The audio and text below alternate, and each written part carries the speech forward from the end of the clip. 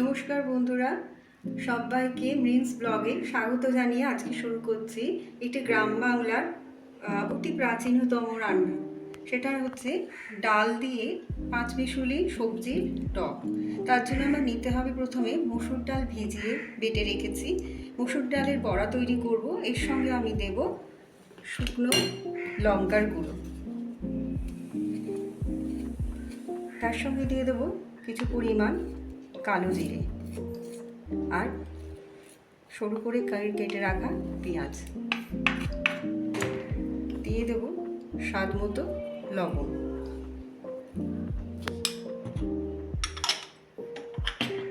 এটাকে হালকা হাতে মেখে নেব।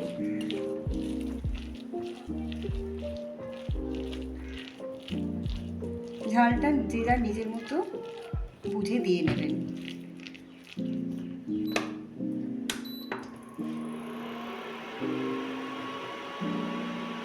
কড়াইয়ে বেশ কিছুটা তেল গরম করতে দেবো। এখানে আমি সর্ষের তেল ব্যবহার করেছি, আপনারা চাইলে রিফাইন তেলও ব্যবহার করতে পারেন।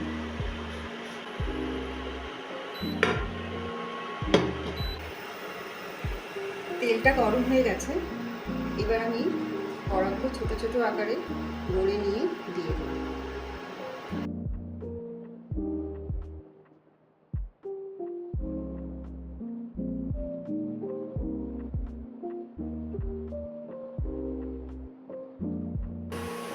বড়ার এক পিঠ লাল লাল করে ভেজে নিয়ে উল্টে দিতে হবে।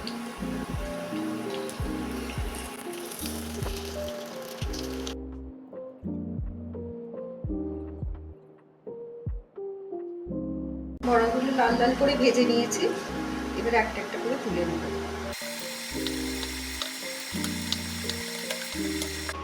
এরপরে টক বানানোর জন্য আমার ফোড়নে লাগবে শুকনো লঙ্কা, রাঁধুনি, মেথি, মৌরি, কালো জিরে। এটা তরকারির জন্য নেব গুঁড়ো লঙ্কা, গুঁড়ো হলুদ, আর এখানে 4 মগজ সাদা সর্ষে জলে ভিজিয়ে বেটে নিয়েছি। সবজির মধ্যে নিয়েছি কুমড়ো, ঝিঙে, ঢ্যাঁড়স, আর টক বানানোর জন্য আমার এখানে নিয়েছি একটা লেবু, পাতিলেবু, আর লাগছে রান্নার জন্য তেল আর স্বাদ মতো লবণ। ফোড়নে দিয়ে দিচ্ছি শুকনো লঙ্কা, কালো জিরে, রাঁধুনি, 5 ফোড়ন, মেথি।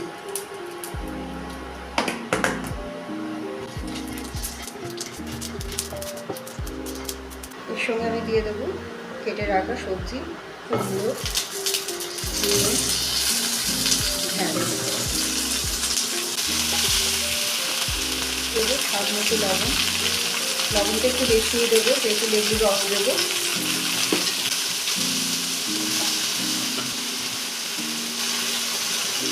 হলুদ গুঁড়ো, লঙ্কা গুঁড়ো।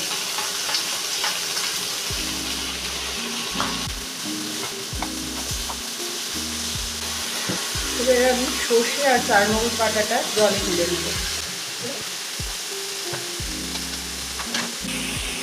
তুলে নেওয়া সর্ষে ও 4 মগজের জলটা দিয়ে দেবো।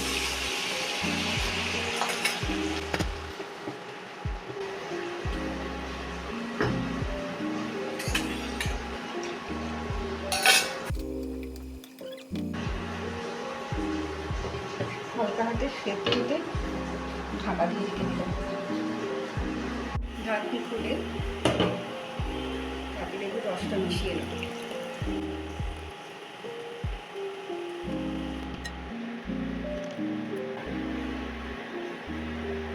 যদি কেউ টক একটু মিষ্টি মিষ্টি খেতে চান, এতে মিষ্টি মিশিয়ে নিতে পারেন, তবে আমি আজকে মিষ্টি দেবো না। এই অবস্থায় ফুটতে সময় দেবো। ঝোল বেশ টকবক করে ফুটে উঠেছে, এইবার ভেজে রাখা বড়াগুলো দিয়ে দেবো।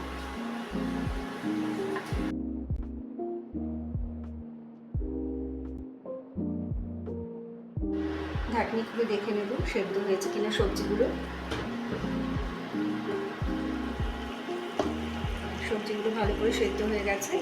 এবার একটু সামান্য কাঁচা সর্ষের তেল দিয়ে নাড়লাম। দেখলেন তো বন্ধুরা, কত তাড়াতাড়ি তৈরি হয়ে গেল বড়ার সবজি দিয়ে টক। গরম গরম ভাতের সঙ্গে এটা পরিবেশন করুন। দেখবেন সবার কাছে প্রশংসা পাবেন। এই রকম হারিয়ে যাওয়া সুন্দর সুন্দর গ্রাম বাংলার রান্না পেতে মৃন্স ব্লগকে সাবস্ক্রাইব করে রাখুন, আর শেয়ার আর লাইকস দিতে ভুলবেন না। যদি নতুন নতুন কোনো রান্না দেখতে চান সেটিও কমেন্টে জানাতে পারেন।